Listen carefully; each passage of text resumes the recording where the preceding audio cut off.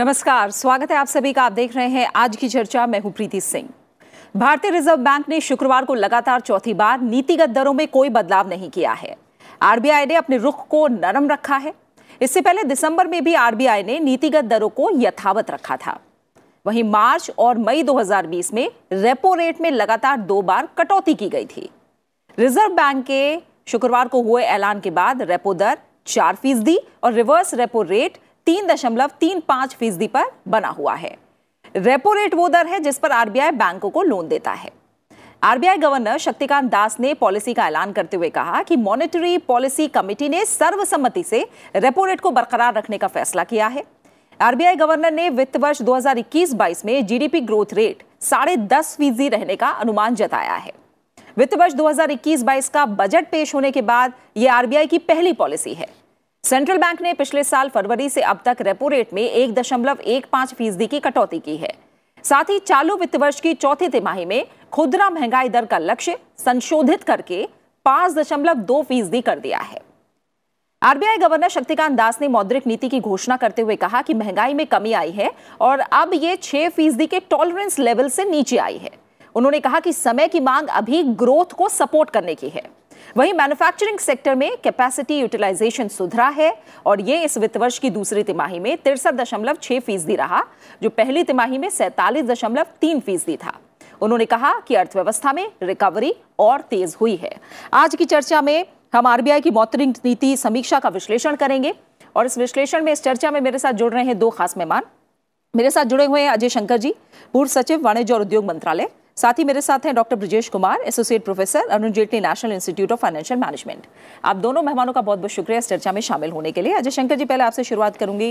हालांकि उम्मीद भी यही की जा रही थी कि आरबीआई नीतिगत दरों में बदलाव नहीं करेगा और आरबीआई की तरफ से जो रेपो रेट्स अनचेंज रहे हैं, आपको क्या लगता है उससे क्या संकेत मिल रहे हैं? आरबीआई का क्या विजन नजर आ रहा है इकोनॉमी के लिहाज से? पहली बात तो ये मैं कहना चाहूंगा कि हमारी अर्थव्यवस्था एक बहुत बड़ी कठिनाई के दौर से गुजर रही थी और अभी भी रही है। और इसमें जो सराहनीय बात रही है कि सरकार और रिजर्व बैंक ऑफ इंडिया में अच्छा तालमेल रहा है, समन्वय रहा है और मिलकर चुनौती का सामना किया जा रहा है। तो लोगों को उम्मीद थी कि रेट्स नहीं बढ़ाए जाएंगे और रिजर्व बैंक ने अच्छा किया कि रेट्स नहीं बढ़ाया। और हमें ये भी ध्यान रखना चाहिए कि इन्फ्लेशन की टॉलरेंस लेवल्स को भी उन्होंने बढ़ाया था, क्योंकि रिजर्व बैंक की पहले की जो सोच था और जैसे वो निर्णय लेते थे, तो एक तरीके से इन्फ्लेशन हॉक्स थे कि किसी भी हालत में हम कीमतों को नहीं बढ़ने देंगे और ब्याज दर बढ़ाते रहेंगे। तो अब एक नरमी आई है जो कि भारत के वर्तमान आवश्यकताओं के लिए बहुत अनुकूल है। और मैं तो थोड़ा और आगे जाऊंगा और कहूंगा कि विकास के जिस स्टेज पर हम हैं आज, तो ये नरमी थोड़े दिन बनी रहे तो अच्छा रहेगा, क्योंकि हमें ग्रोथ मोमेंटम लाना है अर्थव्यवस्था में और वो अभी भी बड़ी चुनौती है। संकेत अच्छे आ रहे हैं लेकिन चुनौती है और रिजर्व बैंक ने अच्छा किया, एक बड़ा स्पष्ट संकेत दिया कि हम नरमी बनाए रखेंगे और हम मदद करेंगे विकास की दरों को आगे ले जाने में, और जैसे उनका एकोमोडेटिव स्टैंड और नरमी हम बनाए रखेंगे और ग्रोथ हमारा फोकस रहेगा। बिल्कुल। डॉक्टर ब्रजेश कुमार, जैसा अभी अजय शंकर जी ने जिक्र किया, आरबीआई गवर्नर ने ये बात कही है कि जब तक जरूरी होगा हम अकोमोडेटिव रहेंगे। तो क्या लगता है कि ज़रूरत कब तक जारी रह सकती है, क्योंकि कोरोना का जो असर है वो भी हम देख रहे हैं और ये एक अच्छा प्रयास भी आरबीआई का रहा है कि वो जो इकोनॉमी है उसे फिर से आगे बढ़ाने के लिए लगातार चीज़ों को आसान बनाने की कोशिश कर रही है। देखिए, ये कांस्टेंट अनचेंज्ड तभी तक रहेगा जब तक ये आपका इन्फ्लेशन जो है वो टॉलरेंस बैंड के अंदर है। रिटेल इन्फ्लेशन जो होता है वो अगर आपका ±2 जो इन्होंने सेट कर रखा है 4% पे, अगर उस पे रहता है तो आप ये रेपो रेट और रिवर्स रेपो रेट को आप बिना चेंज किए, बिना इसके छेड़छाड़ किए चल सकते हैं। लेकिन जैसे ही अगर ये टॉलरेंस बैंड जैसे वैसे भी अभी 5.2 है और ये अगर 6 को पार कर जाता है तो आपका रेपो रेट में चेंज लाना आपकी मजबूरी बन जाएगी, जिसका संकेत आपको आरबीआई गवर्नर ने भी किया है कि आने वाले टाइम में हो सकता है कि इसे रिवाइज करेंगे। अभी वर्तमान में जो सरकार का लक्ष्य है कि बोरोइंग जो करना है और इन बिग पुश इन्वेस्टमेंट का एक इंजेक्शन जो इकोनॉमी में लगाने का बजट के थ्रू जो सोचा गया है, उसके लिए ये समय की मांग है। बजट को सक्सेसफुल बनाने के लिए आरबीआई अगर अकोमोडेटिव मॉनेटरी पॉलिसी नहीं लाता है तो आपका ये पूरा प्लान फेल हो जाएगा। तो जब तक वो लीवर जो बजट के एग्जीक्यूशन को एक मोमेंटम दे सके, तब तक आरबीआई कोशिश यही करेगा कि इस रेपो रेट और रिवर्स रेपो को न बदलें, क्योंकि इसके बदलने से आपके इंटरेस्ट रेट पे असर पड़ जाएगा, सप्लाई ऑफ मनी पे असर पड़ जाएगा, प्राइसेस पे असर पड़ जाएगा। आप आरबीआई के पास तो दो ही ऑप्शन है ना, दो क्या ज्यादा तीन ऑप्शन है, या तो आप रेपो को बढ़ा दें या उसको घटा दें। अगर आप बढ़ा देंगे तो उसका असर आपके लोन पे होगा, उसका असर आपके जो है सप्लाई ऑफ मनी पे होगा, उसका असर आपके इंटरेस्ट रेट पे होगा, प्राइसेस पे होगा, इकोनॉमी के ग्रोथ पे होगा। तो आपके पास मॉनेटरी पॉलिसी के थ्रू आरबीआई के पास यही एक टूल है जो इकोनॉमिक ग्रोथ का जो प्लान विजन जो इस बजट में दिख रहा है उसको सपोर्ट कर सके। उसको जितने देर तक वो सपोर्ट कर सकता है वही कर सकता है। इसलिए ये एक्सपेक्टेड था कि रेपो रेट और रिवर्स रेपो रेट आरबीआई अभी नहीं बदलेगा, क्योंकि अगर बदलना है तो आप फिर बजट के सारे प्लान को भूल जाइए। ठीक है अजय शंकर जी, जैसे ब्रजेश कुमार जी भी कह रहे हैं कि क्योंकि जो महंगाई दर है इस वक्त 6% के टॉलरेंस लेवल से नीचे पर कायम है और ग्रोथ रेट भी आगे बढ़ रहा है, ऊपर आ रहा है, तो क्या ये पॉलिसी में मदद के तौर पर देखा जाए जो ये पॉलिसी आई है सामने? और अगर सेक्टर वाइज देखें तो खास तौर पे मैन्युफैक्चरिंग सेक्टर और ऐसे सेक्टर जो बीते दिनों में बेहतर नहीं कर पाए हैं, क्या करे कि उम्मीद अब जग रही है कि आगे चलकर बेहतर करेंगे, ग्रोथ रेट में अपना शेयर दे पाएंगे, अपना योगदान दे पाएंगे? ऐसा है कि अब अर्थव्यवस्था में कोरोना को लोग लेकर जो एक विश्वास में कमी आई थी, लोगों में मन में भय था थोड़ा और आशंकाएं थी, तो वो धीरे धीरे खत्म हो गई है या हो रही है। वैक्सीन भी आ गई है, तो इसलिए अर्थव्यवस्था में जो लोग भाग ले रहे हैं, जो जिनको कहते हैं मार्केट पार्टिसिपेंट्स, तो उनका आत्मविश्वास लौट आया है। तो इसलिए ये हम स्वाभाविक होगा कि वो अपने तरफ से प्रयास करेंगे कि अर्थव्यवस्था कोविड के आने के पहले जहां थी वहां ले जाए जल्दी से जल्दी। तो उसमें सरकार और रिजर्व बैंक दोनों की जो नीतियां हैं वो उसमें एक तरीके से मददगार है, अकोमोडेटिव है। और सरकार ने जो दूसरा बड़ा जो बजट में एक रास्ता दिखाया है वो ये है कि अब हम इन्वेस्टमेंट लेड ग्रोथ की तरफ जाएंगे और सरकार उस दिशा में ले जाएगी, पब्लिक इन्वेस्टमेंट करके या पीपीपी में प्राइवेट इन्वेस्टमेंट को ले आकर के, क्योंकि जो 100 लाख करोड़ का की जो पाइपलाइन तैयार है इंफ्रास्ट्रक्चर के लिए, उसको अब सरकार उसका क्रियान्वयन शुरू करना चाहती है। और उसने ये भी घोषणा की है कि डेवलपमेंट फाइनेंशियल इंस्टीट्यूशन ले आएंगे। तो इस सब में आरबीआई का जो अकोमोडेटिव स्टैंड है कि बाजार में जो फाइनेंशियल सेक्टर है उसमें न तो पैसे की कमी हो और न तो ब्याज दर ऊंचे हो, तो वो दोनों जितने दिन तक बना रहेगा उतना अच्छा होगा कि अर्थव्यवस्था को हम मार्च 20 के स्तर पर ले आकर उसके और आगे भी हम विकास की गति 7-8% की ओर ले जाएं। तो इसमें साथ साथ आगे बढ़ना हुआ। इसमें हम एक बात और कहना चाहेंगे कि जब इन्फ्लेशन की बात होती है हमारे देश में, तो अक्सर इन्फ्लेशन का रेट बढ़ता है इसलिए क्योंकि बाजार में सब्जियां महंगी हो गई, हाँ। या इन्फ्लेशन का रेट बढ़ता है क्योंकि विदेश से जो तेल वगैरह आ रहा है वो थोड़ा महंगा हो जाता है। लेकिन ये हमें मान के चलना चाहिए कि जो रिजर्व बैंक के जो इंटरेस्ट रेट्स हैं, रिपो रेट और रिवर्स रिपो रेट, उससे बाजार में सब्जियों के भाव पर कोई असर नहीं पड़ने वाला है। तो बहुत लोग ये कहते रहे कुछ दिनों से कि इन्फ्लेशन में ये जो कमोडिटी हैं, फूड है, ये विदेश की कमोडिटीज हैं, उनके इन्फ्लेशन पर ध्यान न दें और जो बाकी मैन्युफैक्चरिंग और बाकी इकोनॉमी की सेक्टर्स हैं वहाँ इन्फ्लेशन है। और वहाँ अभी हम देखें तो इसी रिजर्व बैंक की रिपोर्ट में कहा गया है कि मैन्युफैक्चरिंग सेक्टर में या इंडस्ट्रियल सेक्टर में जो क्षमता है उसका इस्तेमाल या यूटिलाइजेशन, कैपेसिटी यूटिलाइजेशन रेट है वो बढ़ा है, 60 से ऊपर पहुंचा है, लेकिन 60 से ऊपर तो अभी भी बहुत कम है। और जब ये 70-75 करीब पहुंचेगा तब निजी क्षेत्र में जो कैपेसिटी है उसको बढ़ाने के लिए निवेश शुरू होगा। तो अभी मेरे ख्याल से तो इन्फ्लेशन का डर 70-75% कैपेसिटी यूटिलाइजेशन पहुंचे तब वो इन्फ्लेशन होगा जो कि हमारे इंटरेस्ट रेट्स जिस पर असर कर सकते हैं। अगर ये कमोडिटी इन्फ्लेशन है या फूड इन्फ्लेशन है तो इन्फ्लेशन रेट पर मॉनेटरी रेट्स का असर उतना नहीं पड़ता है। और मेरे ख्याल से आरबीआई के जो वर्तमान जो लीडरशिप है उसमें ये मुझे दिखाई देता है कि उनको ये अंडरस्टैंडिंग है कि इतना सख्त इन्फ्लेशन को लेकर नहीं होना चाहिए क्योंकि वो हमारी विकास दर के लिए अच्छा नहीं है। ठीक है डॉक्टर कुमार, सेक्टर्स को लेकर जैसा शक्तिकांत दास ने भी कहा कि जो सेक्टर्स हैं वो सामान्य स्थिति की तरफ अब लौट रहे हैं, क्या उम्मीद आगे लग रही है इसे लेकर? और ख़ास तौर से देखें तो एमएसएमई को जो कर्ज दिया जाएगा उसकी जो घोषणा हुई है कि एक अलग तरीके से जो कर्ज के प्रावधान है वो एमएसएमई सेक्टर के लिए किया जाएगा, उससे कितनी मदद मिलेगी? देखिए, एक अच्छा प्रतिशत जो है वो एमएसएमई सेक्टर इकोनॉमी में है।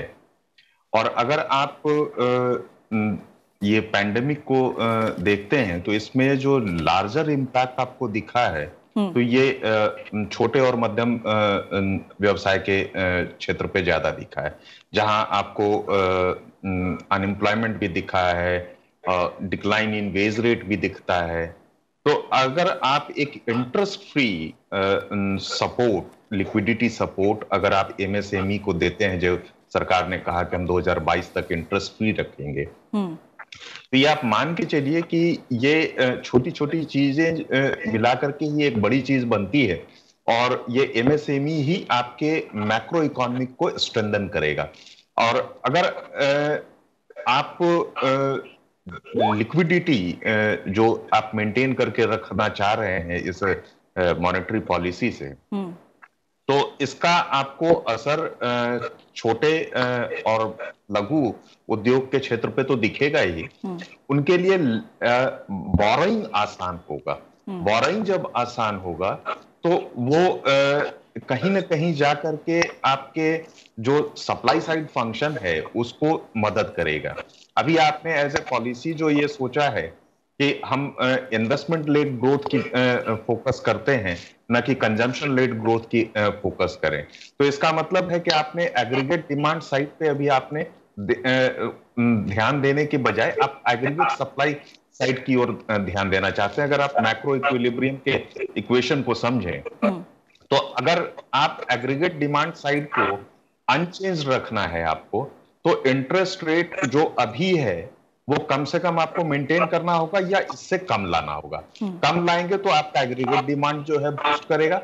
अदरवाइज अगर आप रेपो रेट को बढ़ा देंगे तो आपका जो डिमांड साइड है, स्पेंडिंग जो है वो नीचे चला जाएगा। तो ऑलरेडी मार्केट में ये नीचे है, आपको बढ़ाना है इसे। तो बढ़ाने के लिए आपके पास ऑप्टिमम चॉइस ये बचता है कि आप रेपो को अनटच रखें या उससे कम लाएं।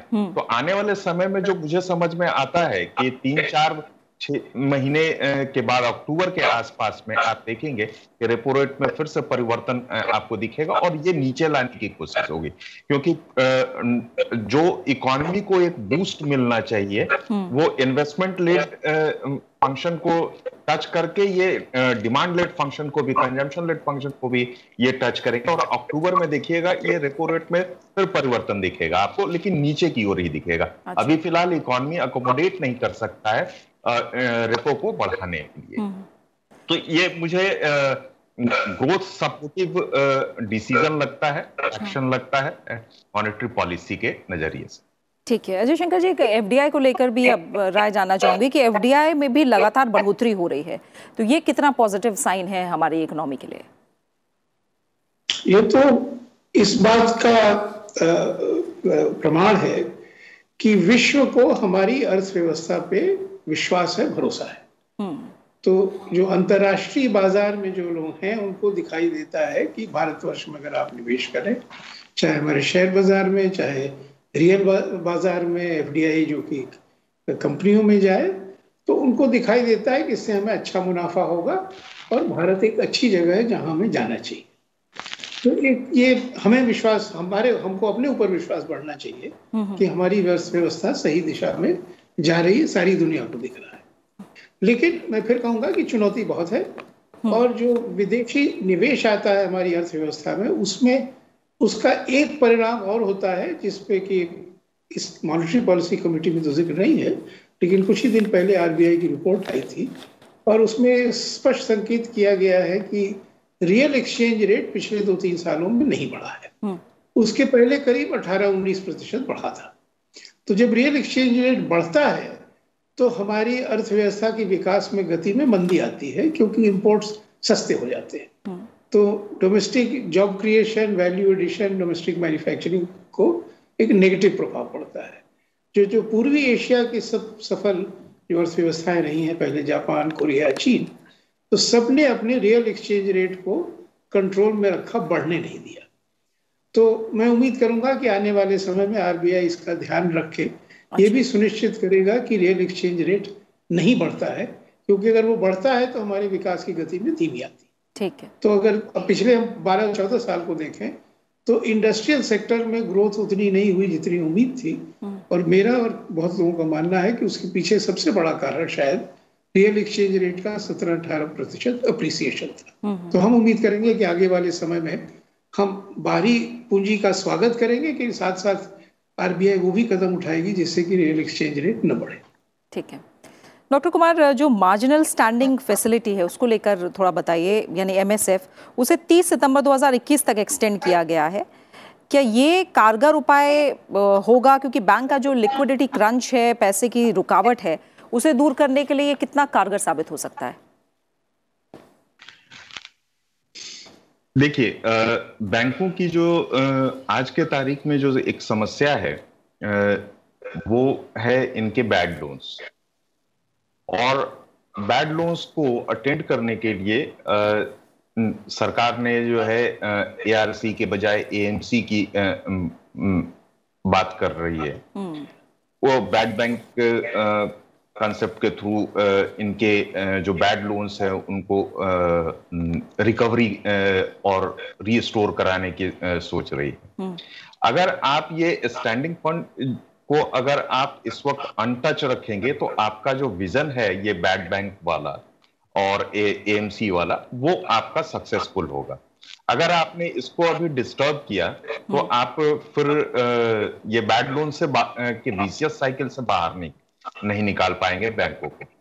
तो उस नजरिए से मुझे ये एक सही निर्णय लगता है कि उसे भी अभी एक कांस्टेंट रेट पे रखा गया है। ठीक है, ठीक है। और जो जीडीपी को लेकर अनुमान लगाया गया है अजय शंकर जी, 10.5% जीडीपी का फोरकास्ट किया जा रहा है, और अगर हम देखें तो आर्थिक सर्वे में इसे 11% रहने का अनुमान जताया गया था। अगर हम 10.5% जो आरबीआई का अनुमान है उसे अचीव करते हैं तो क्या ये बहुत बेहतर रिकवरी मानी जाएगी? नहीं, रिकवरी तो देश में अच्छी गति से हो रही है, और आंकड़ों को समझने के पीछे हमें ये ध्यान रखना चाहिए कि हमारा माइनस करीब 24% था पहले क्वार्टर में। तो अगले वर्ष के पहले क्वार्टर में बहुत ज्यादा ग्रोथ का होना स्वाभाविक है, क्योंकि अर्थव्यवस्था तब तक सामान्य स्थिति में आ गई होगी। तो लेकिन अगर बहुत ज्यादा ग्रोथ भी होती है पहले क्वार्टर में तो वो महत्वपूर्ण नहीं है। अगले वर्ष के तीसरे चौथे क्वार्टर में कितनी ग्रोथ होती है वो इसका मानक होगा कि अर्थव्यवस्था कितनी तेजी से आगे बढ़ रही है, क्योंकि अभी तो हम रिकवरी पे हैं। जितना नीचे गए थे उससे हम ऊपर आ गए, तो ऊपर आके आगे हमें तेज बढ़ना है 5-7-8% की दर पर। और जो बजट की स्पीच में जो वित्त मंत्री जी ने कहा कि हम 25-26 में फिस्कल डेफिसिट को कम करने का लक्ष्य रख रहे हैं, इससे जो संकेत मिलता है कि सरकार ये मान के चल रही है कि अभी हमें 3 साल कम से कम मेहनत करनी होगी कि अर्थव्यवस्था की ग्रोथ रेट एक हाई ट्रेजेक्टरी में आ जाए, तो कोविड से जो कष्ट हुआ वो पीछे चला जाए और हम तेज गति से आगे बढ़ने लगे। और इसमें सरकार और आरबीआई को मिलकर एक समन्वय बना के सही निर्णय सही समय से लेना होगा कि वो लक्ष्य जो हमारा होना चाहिए कि 7-8% के ग्रोथ रेट पर हम जल्दी से जल्दी लौट जाएं, कोविड के कष्ट को पीछे छोड़ के, और उसमें जितना नीचे गिरे थे उससे ऊपर उठ के। और मुझे लगता है ये हो सकता है, और उस दिशा में हम जा रहे हैं, और हमें विश्वास भी होना चाहिए कि हम जल्दी से जल्दी एक हाई ग्रोथ ट्रेजेक्टरी में पहुंच जाएंगे। डॉक्टर कुमार, आपकी नज़र में ग्रोथ रेट को लेकर जो संकेत हैं उस पर आप क्या कहेंगे? क्योंकि IMF ने भी विश्वास जताया है कि आने वाले समय में Bharat one of the largest growth rate वाली इकोनॉमी बनेगी, और आज RBI गवर्नर ने भी कहा कि हम अर्थव्यवस्था को सिर्फ एक ही दिशा में जाते देख रहे हैं, और वो है ऊपर की ओर। तो एक तरह से IMF का भी अनुमान, और ग्लोबली अगर हम देखें तो ये कितना अच्छा संकेत है?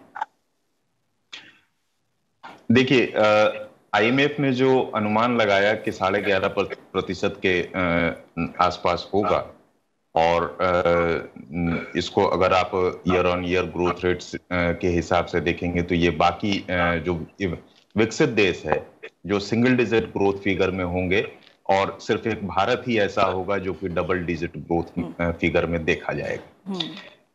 इस चीज को आप एक तरीके से ये कह सकते हैं कि जो पिछले गत 4-5 सालों में इकोनॉमी में एक स्ट्रक्चरल चेंज लाया गया है, पॉलिसी चेंज लाया गया है, चाहे वो आपका इंडस्ट्री का हो, चाहे MSME का हो, चाहे वो आपको डाइवेस्टमेंट का हो, चाहे वो इंपोर्ट ड्यूटीज का हो, चाहे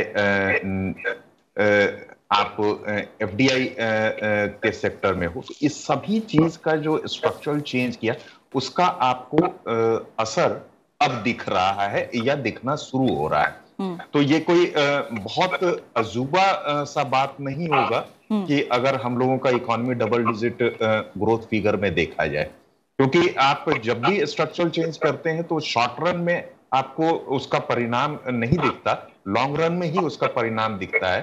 तो आज भी जो ये बजट जो दिख रहा है, इसका आपको रियल इफेक्ट, जैसा कि मंत्रालय भी कहता है कि 2025-26 के में एक इसका इम्पैक्ट दिखेगा, वैसा ही आपको सभी सेक्टर को देखते हुए हमारा इकोनॉमी डबल डिजिट ग्रोथ की ओर जा रहा है, बढ़ रहा है, और ये संभव हो सकता है कि हम लोगों का ग्रोथ पाथ जो हम लोगों के एक्सपेक्टेशन है उससे ज्यादा हो। ठीक है। और अजय शंकर जी, अगर देखें तो अर्थव्यवस्था को सपोर्ट देना इस समय, ग्रोथ को सपोर्ट देना समय की मांग है, जैसा RBI गवर्नर ने भी कहा, और नीतिगत दरों में कोई बदलाव हमें देखने को नहीं मिला। और अर्थव्यवस्था में चाहे हम बड़े कंज्यूमर्स की बात करें या छोटे कंज्यूमर्स की बात करें, हर एक का अपना महत्व होता है। कोरोना की चुनौती सारी दुनिया में सामने है, और एक वैक्सीनेशन को लेकर जो भारत जिस तरह से आगे बढ़ रहा है, नए रिकॉर्ड बन रहे हैं, दूसरे देशों को भी सप्लाई हो रही है, तो कंज्यूमर का कितना विश्वास अर्थव्यवस्था में एक तरह से हम कहें तो वो वापस आया है, इसका कितना बड़ा रोल है? मुझे तो लगता है कि कंज्यूमर कॉन्फिडेंस करीब करीब सामान्य हो रहा है जो कोविड के पहले थे, क्योंकि लोग अब बाजारों में दिख रहे हैं, वैक्सीनेशन लग रही है, और जैसा कि कई जगहों से कहा गया है कि अगर हम देखें तो कोविड से हमको उतना कष्ट नहीं हुआ जो कि बहुत लोगों देशों को हुआ, हमें वाकई में बहुत कम कष्ट हुआ है, वो इन्फेक्शन रेट, मोर्टेलिटी रेट वगैरह बहुत कम है। तो इसलिए अब एक समय आ गया है कि हम अपने एम्बिशन को थोड़ा और आगे ले जाएं, और अब सोचना शुरू करें कि जो चीन और हमारे बीच जो बढ़ती खाई है उसको हम कब कम करना शुरू करेंगे। तो जैसे IMF ने कहा था कि अगर हम 2 साल का नेट इफेक्ट देखें तो हमारा नेट ग्रोथ 3-4% होगा, चीन का करीब 10% होगा। तो हमारा उद्देश्य होना चाहिए कि कब हमारा ग्रोथ रेट चीन से ऊपर हो, 3-4% उनसे ज्यादा हो।